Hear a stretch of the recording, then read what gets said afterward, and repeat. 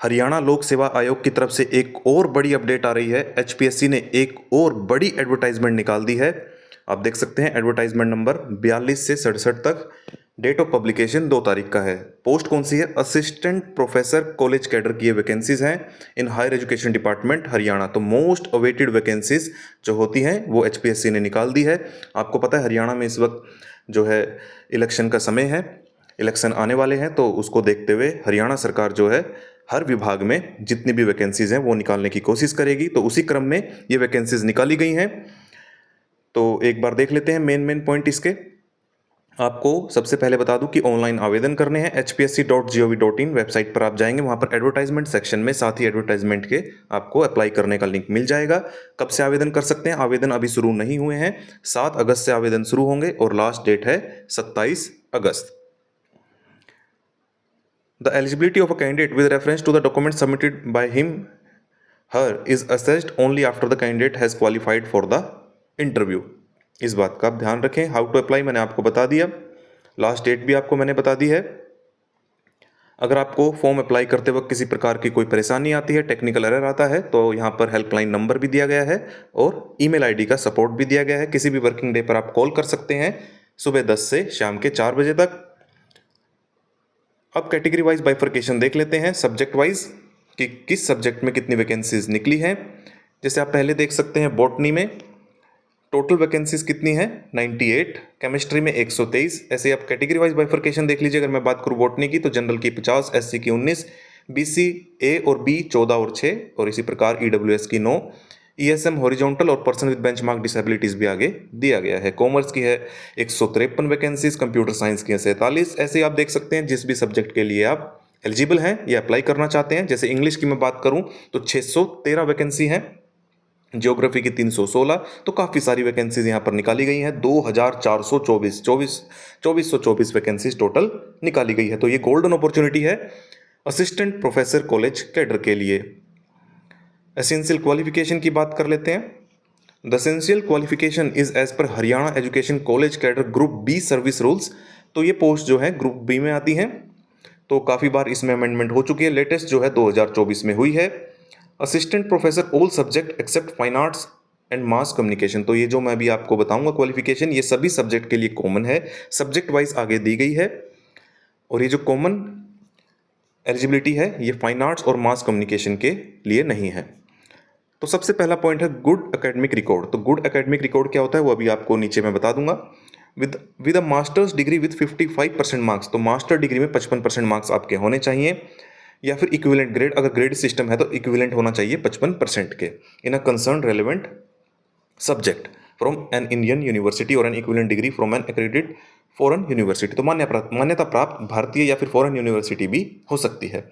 Knowledge of Hindi या फिर संस्कृत आपके पास होना चाहिए, मैट्रिक में या फिर हायर एजुकेशन में भी चलेगा। नेट क्वालिफाइड होना चाहिए, यूजीसी द्वारा कंडक्ट किया जाता है, या फिर CSIR council of scientific and industrial research द्वारा, या फिर कोई भी ऐसा सिमिलर टेस्ट जो कि मान्यता प्राप्त है यूजीसी से, जैसे कि SLET सेट और हु आर और have been awarded a PhD degree in accordance with the university grant commission UGC regulation 2009-16 and their amendments from time to time as the case may be exempted from इतना। या तो PhD कर रखी हो और NET SLET या फिर set से एग्जेम्प्टेड है, PhD कर रखी हो 2009 या 16 के रेगुलेशंस के अनुसार। Provided the candidates registered for the PhD program prior to July 11, 2009 shall be governed by the provision of the then existing ordinance, bylaws, regulation of the institution awarding the degree, and such PhD candidates shall be exempted from the requirement of इतना। तो देखिए अगर आपने PhD programme prior to जुलाई 2009 के अनुसार की हुई है तो आप जो है नेट सेट स्लेट से एग्जेम्प्टेड है। For recruitment and appointment of assistant professor or equivalent position in university, subject to fulfillment of the following condition: the PhD degree of the candidate has been awarded in a regular mode में की हो, the PhD thesis has been evaluated by at least 2 external examiners। ये सारी conditions आपको fulfill करनी होगी, तभी आप नेट सेट से exempted होंगे। उसके बाद है the net set shall also not be required for such master's program in discipline for which net set is not conducted by the UGC. मान लीजिए किसी सब्जेक्ट में नेट और सेट कंडक्ट ही नहीं किया जाता है तो भी आप एग्जाम्प्टेड हैं। या फिर PhD degree has been obtained from a foreign university institution with a ranking among top 500 in world university ranking. ऐसी फॉरेन यूनिवर्सिटी से आपने पीएचडी कर रखी है जो 500 की रैंक में आती है। अब बात करते हैं फाइन आर्ट्स के लिए असिस्टेंट प्रोफेसर। देखिए वैसे तो बहुत सारे सब्जेक्ट हैं तो वीडियो काफ़ी लंबा हो जाएगा, आप एक बार खुद भी पढ़ने की कोशिश करें। जैसे फाइन आर्ट्स में मांगा गया है good academic record with at least 55% marks होने चाहिए। अगर ग्रेडिंग सिस्टम है तो 0.7 स्केल या उससे अबव होना चाहिए विथ लेटर OA, ये आगे दिया गया है, ये आप एक बार देख लें। नॉलेज ऑफ हिंदी संस्कृत होना चाहिए, नेट वही क्वालिफाई होना चाहिए, वही अगर पीएचडी 2009 11 जुलाई 2009 वाले प्रोग्राम में आपने की हुई है तो आप नेट सेट के लिए एग्जम्प्टेड हैं। इसी प्रकार से मास कम्युनिकेशन के लिए भी दी गई है गुड एकेडमिक रिकॉर्ड 55% मार्क्स के साथ। डिज़ायरेबल क्या है, पीएचडी होनी चाहिए, 2 साल का फुल टाइम टीचिंग या फिर रिसर्च एक्सपीरियंस होना चाहिए in any area of mass communication. Knowledge of Hindi Sanskrit up to matric वो भी होना चाहिए, और वही कंडीशन 2009 वाली, और 500 की रैंक में होनी चाहिए अगर फॉरेन यूनिवर्सिटी से है। The following relaxation will however operate for all subject. Relaxation of 5% is granted from 55 to 50% of marks to the PhD degree holder who have passed their master degree in relevant subject prior to 1991।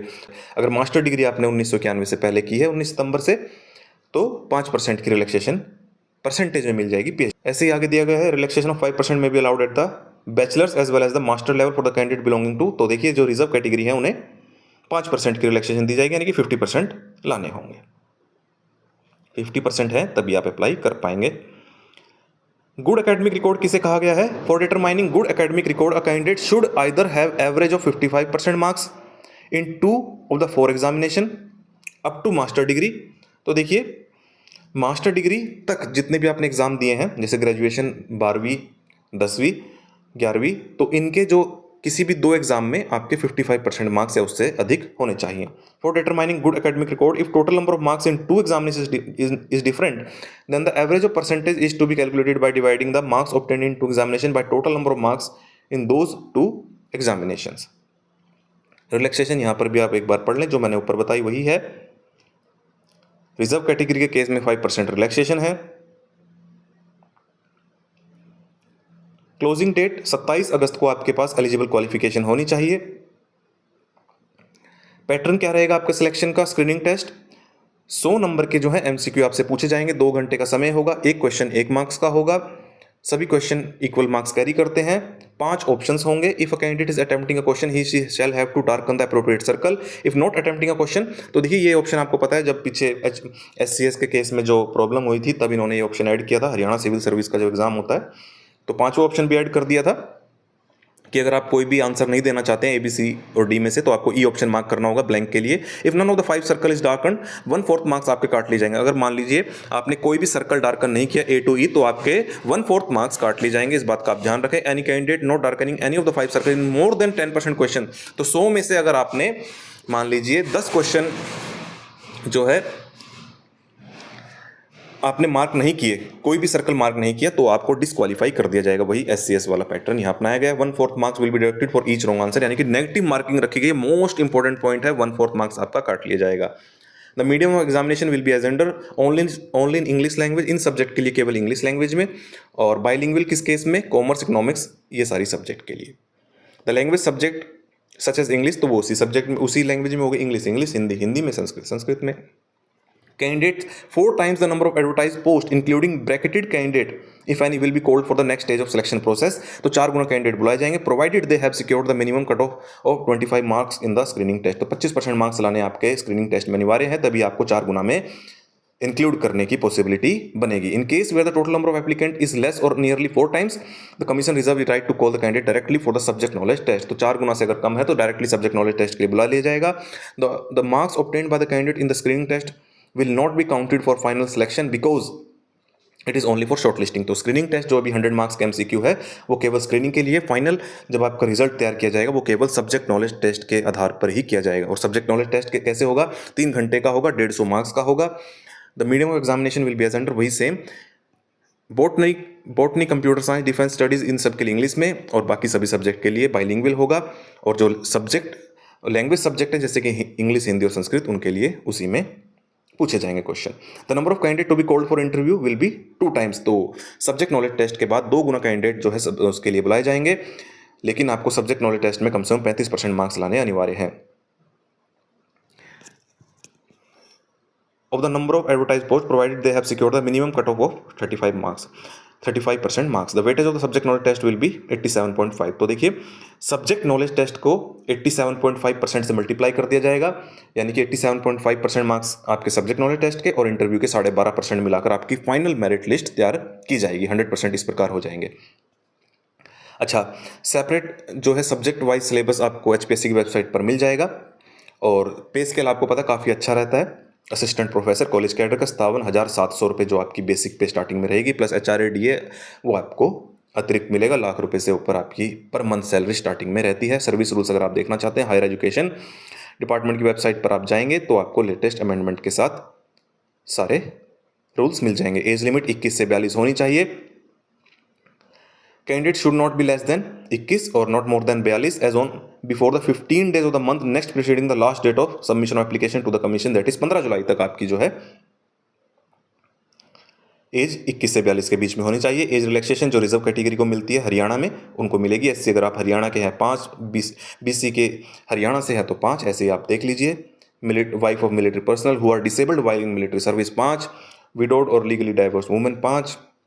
तो जिस भी category में आप fall करते हैं, unmarried women 5 साल, तो आपको उतनी एज रिलैक्सेशन मिल जाएगी।